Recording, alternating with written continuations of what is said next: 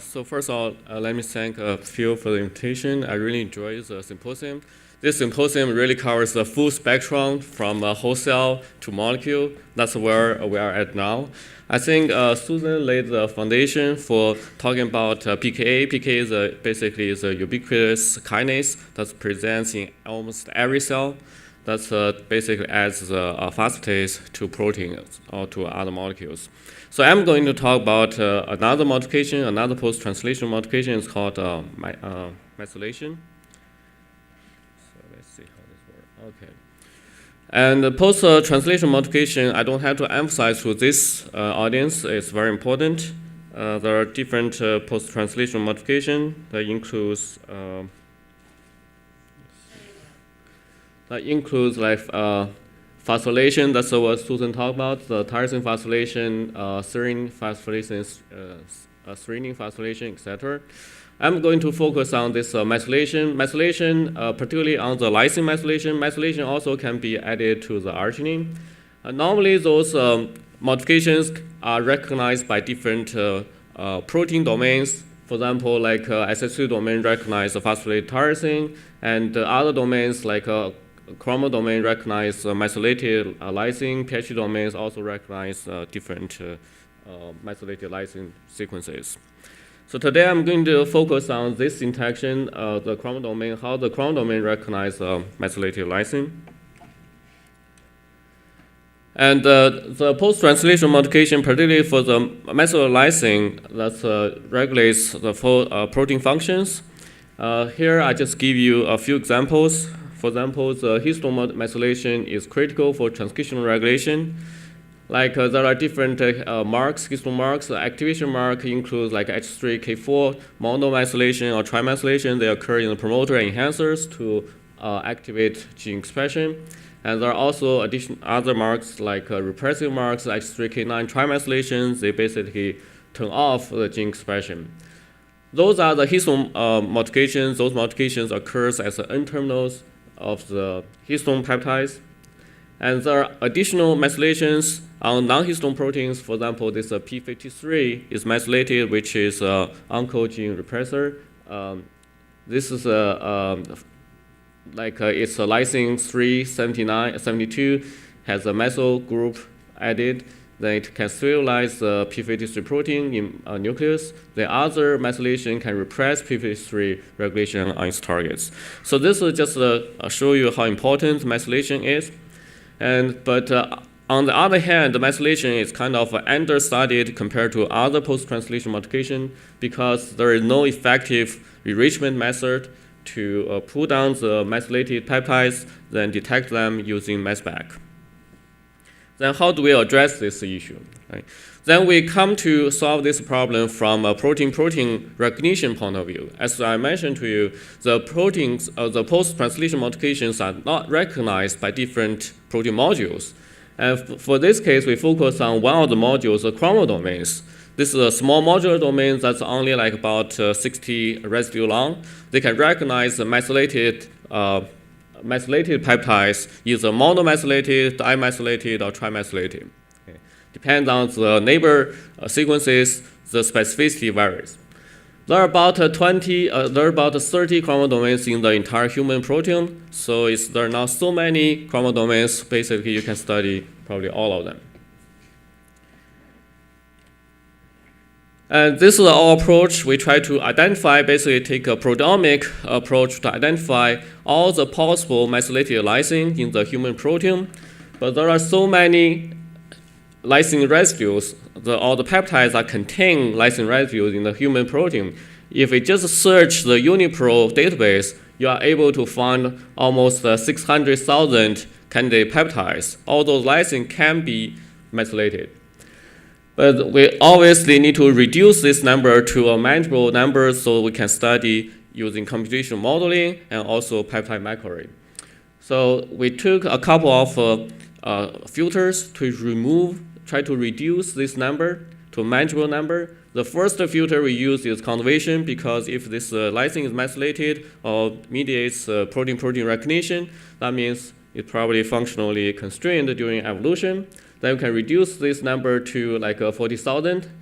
And then this is still too large. This number is still too large. Then we collected about 2 million mass spec spectrum.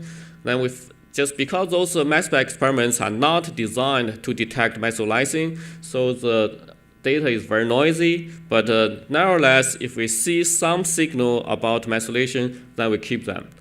Then with the third filter we use is called the secondary structure filter, because we look at the structure of the histone protein, histone peptide, and the chromodomain. You will see there are basically no alpha helix of the peptide. If they are bound by the chromodomain, there are no secondary structure. So we can predict the secondary structure of those peptides and further reduce the number about half.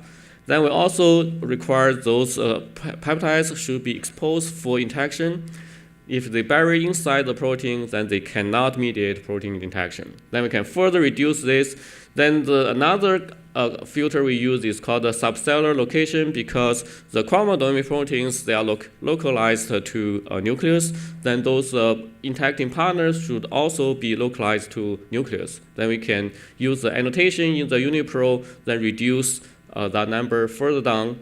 And finally, we consider if the interacting partners, they're often co-expressed. If they don't see each other, one protein expresses, another protein doesn't, then they won't form complex. Then the very final filter is we use the computer modeling to see whether those candidate peptides is possible to interact or form a certain binding strength, form a complex with certain binding strengths with chromodomains. Then we can use this mutation score to take a cutoff. Then finally we get about 232 peptides. Sorry about the cutoff. So those are the peptides we identify from the whole proteome. Okay. Then we print those peptides on the microarray. In addition, we also include some histone modifications, including both single modifications and multiple modifications, because we are interested in deciphering histone code as well. And based on those about 500 peptides printed on the microarray, then we can use the fluorescence intensity just to cluster them, then see which proteins have a similar binding profiles. So far, we have analyzed like 13 chromodomains here. Indeed, we have already got the data for 30 chromodomains, all the chromodomains we are able to express in the human proteome. And this is just generated by a very simple hierarchical clustering. Then you can see some chromodomains are similar, some chromodomains are not similar in terms of their binding profiles or in terms of the recognition to the methylysines. If you look at the similarity between those chromodomains, you can see some of those chromodomains, this clustering is consistent with people's knowledge. Like those chromodomains recognize H3, histone H3, K27 or K29, both methylations on those sides. But those chromodomains, CBX135, they only recognize methylations on H3, K27. Okay. So you can see they are clustered separately based on the binding profile across about 500 peptides. Then it will be interesting to see which proteins interact with those chromosomes. If you look at the annotations, then you will see those proteins include like chromatin modification enzymes, regulation of transcription, and RNA processing and splicing. Those proteins are not known before to interact with chromodomains. So we think this probably suggests some new functions or crosstalk between particularly like chromatin remodeling enzymes or epigenetic regulation pathways. So finally, we'll see, so we got this data, whether we are able to make a quantitative modeling of and to understand the recognition between the modifications and the protein domains. So because I only have 1 minute left, I'll basically quickly go through this process, but indeed it's a lot of work. First, we have the data, we already collected the data, right? We know which peptide or how strong the peptide interact with each chromodomains. Then we can do the modeling to model the complex structures and calculate the flanges between each peptide and each residue with a protein. And then we use this information, we build a machine learning method, try to see whether we can tell one peptide is intact with a protein or not. I'd like to emphasize, I run out of time, but I'll finish up in probably 2 minutes, in a minute. But I'd like to emphasize, if you just align all the sequences, all the peptide sequences, you won't see any motif, you won't see any pattern. So that means if we are able to quantitatively model the interactions, we really need to extract the energetic and structural information instead of sequence-based information.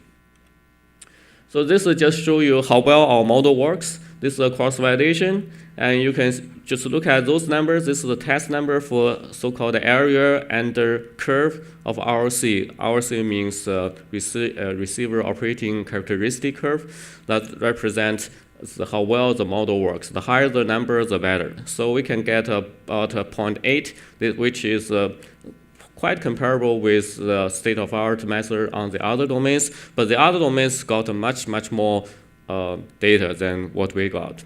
And indeed, this is the old number. Yesterday, we got a better number. We tried to do feature selection to improve this. But this is a relatively easier task, but if we do leave one domain out, we can test the generality of the model.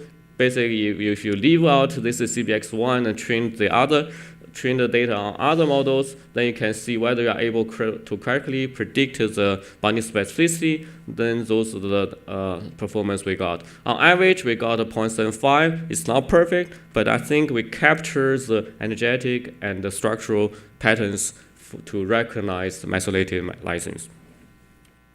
So given that, I'll wrap up. So this is just a summary of what I talked today. It basically provides a new angle to detect methylation events in the human proteome based on recognition, rather than just do like a mass spec experiments and see whether we are able to identify the modification. And on top of that, not only we can identify the methylation event, but we also can tell, or at least can indicate the functions of the proteins of the modifications.